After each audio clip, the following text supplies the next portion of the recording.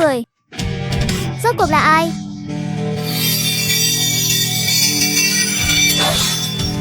Nữ. Kiếm tiên.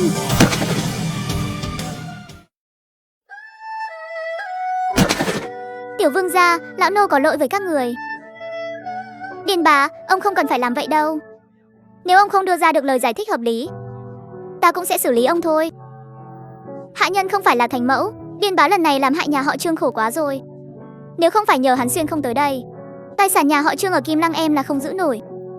Lúc đó phủ Tần Vương sẽ rơi vào cảnh ngộ thế nào, thật sự vẫn chưa thể biết được. Nếu cậu muốn xử lý thì cứ xử lý tôi đi. Chỉ cầu xin công tử đừng làm khó cha tôi.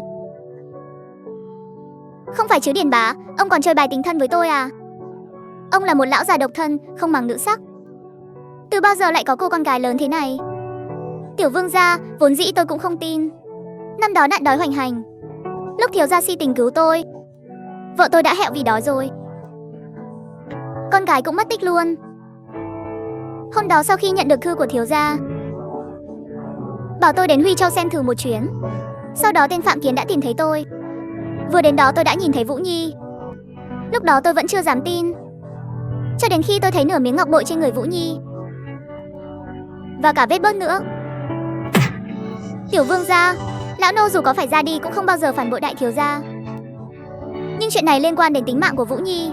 Nếu tiểu vương gia có thể tha cho Vũ Nhi, lão nô xin được ra đi để tạ tội ngay bây giờ.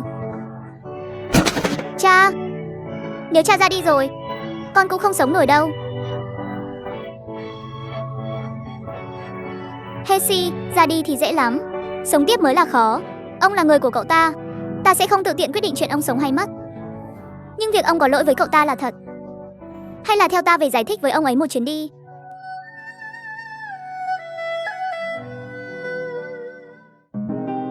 Cháu ngoại ngoan cuối cùng cũng về rồi. Bây giờ cháu là đại danh nhân ở Kim Lăng rồi đó. Ai mà không biết hai đứa cháu của Trương Chí Hưng ta chứ. Một đứa là đại tướng biên cương, đứa còn lại không chỉ tài cao bắt đấu mà còn bình định được dạ qua. Cậu ơi, cậu đừng bốc phét nữa. Hey, đúng rồi, cháu mang về cho cậu một người bạn cũ đây. Ta đâu có bạn nào ở Khâm Châu. Đại thiếu gia, lão nô có lỗi với ngài. Điền Đông, ngươi có còn là người không hả? Ta đối xử với ngươi chưa đủ tốt sao, mà ngươi lại đối xử với ta như vậy? Thật là, ngươi còn vác mặt về đây nữa à?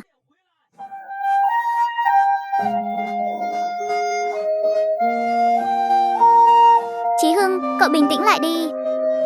Đừng có nóng này. Dù đã nắm chặt nắm đấm, nhưng nắm đấm của Trương Chí Hưng vẫn không tung ra. Nhưng hốc mắt ông ấy đã dần đỏ hoe. Đại thiếu gia, xin hãy tha thứ cho cha tôi. Tất cả là lỗi của tôi. Nếu lúc đó tôi và mẹ cùng hẹo vì đói, thì đã không có chuyện ngày hôm nay rồi. Cô là Điền Vũ. Khoảnh khắc nhìn thấy Điền Vũ, đầu óc Trương Chí Hưng bỗng chốc trống rỗng. Rồi trong phút chốc dường như ông đã hiểu ra điều gì đó.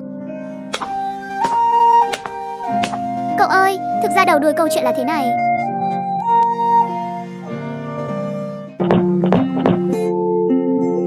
Sao ông không nói với ta sớm hơn? Chỉ cần ta biết con gái ông nằm trong tay nhà họ Phạm, dù phải trả giá lớn thế nào ta cũng sẽ giúp ông chuộc về. Tên Phạm Kiến đó nham hiểm thế nào ông còn không biết sao? Tiền mất rồi chúng ta có thể kiếm lại. Người mà ra đi thì coi như mất trắng. Đại thiếu gia, lão nô đã phụ lòng tin của ngài. Lão nô tội đáng muôn lần ra đi. Thôi được rồi, nể mặt con gái ông, lần này ta sẽ không truy cứu nữa. Vũ Nhi, sau này con cứ coi đây là nhà mình. Mấy chuyện này không liên quan đến con. Con là một đứa trẻ tội nghiệp, sau này về nhà rồi sẽ không phải chịu khổ nữa. Cảm ơn phu nhân, đại thiếu gia xin hãy yên tâm. Sau này lão nô sẽ báo đáp ngài gấp nghìn vạn lần. Dù có phải bỏ cái mạng này của lão nô cũng cam lòng. Nói nhăng nói cội gì thế?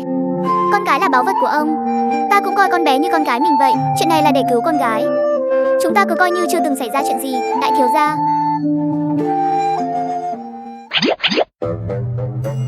Hạ nhân, cái tài gấu trúc này của ngươi đúng là không tệ. Mẹ ngươi sinh ngươi và anh ngươi kiểu gì vậy nhỉ? Ngươi bảo mẹ ngươi nói với hoàng hậu một tiếng. Trẫm và hoàng hậu cũng muốn sinh hai hạ nhân.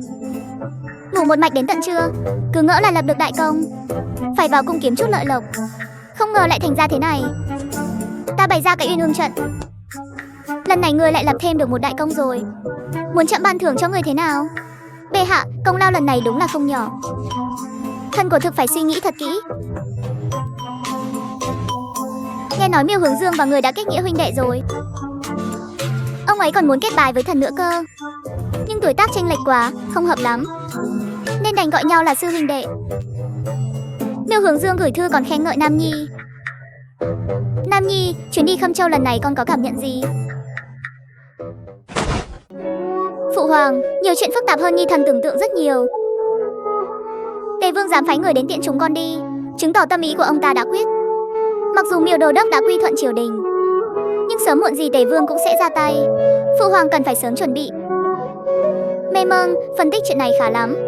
Còn gì nữa không? Chuyến đi Khâm Châu này, con nhận ra rằng lý do tướng sĩ Khâm Châu một lòng một dạ vì Miêu Đô Đốc là bởi vì Miêu Đô Đốc sẽ cấp cho người nhà của những tướng sĩ đã hy sinh mỗi năm 2 quan tiền, cho đến khi người già trong nhà qua đời hoặc con cái đủ 13 tuổi.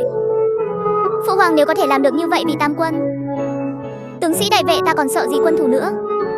Rất tốt, nhưng con nên biết phụ hoàng của con là một vị hoàng đế trên lưng ngựa. Nỗi khổ của tướng sĩ tam quân sao trẫm lại không biết chứ? Nhưng vì sao lại không có tiền trợ cấp? Con có biết vì sao không? Nhi thần không biết. Nhu Nhi, con có biết không? Thứ nhất, quốc khố trống rỗng. Mỗi năm ngân sách để duy trì 3 tỉnh 6 bộ đã vô cùng khó khăn rồi, không còn tiền dư để phát tiền trợ cấp nữa. Thứ hai, cho dù chúng ta trích được tiền trợ cấp ra, liệu có đến được tay người nhà hay không cũng là vấn đề nan giải. Phụ hoàng lên ngôi mới được 2 năm, nhưng tệ nạn chính trị từ triều đại trước vẫn chưa được dẹp sạch. Nếu như ban xuống tiền trợ cấp, có khi lại làm hại các tướng sĩ trong quân. Nhi thần đã hiểu. Hạ nhân, ngươi cũng nghe thấy rồi đấy. Trẫm không có một xu nào hết, nhưng ngươi muốn phần thưởng gì thì cứ việc đề đạt. Trẫm không có gì là không chấp thuận cả. Hóa ra là đợi sẵn mình ở đây rồi.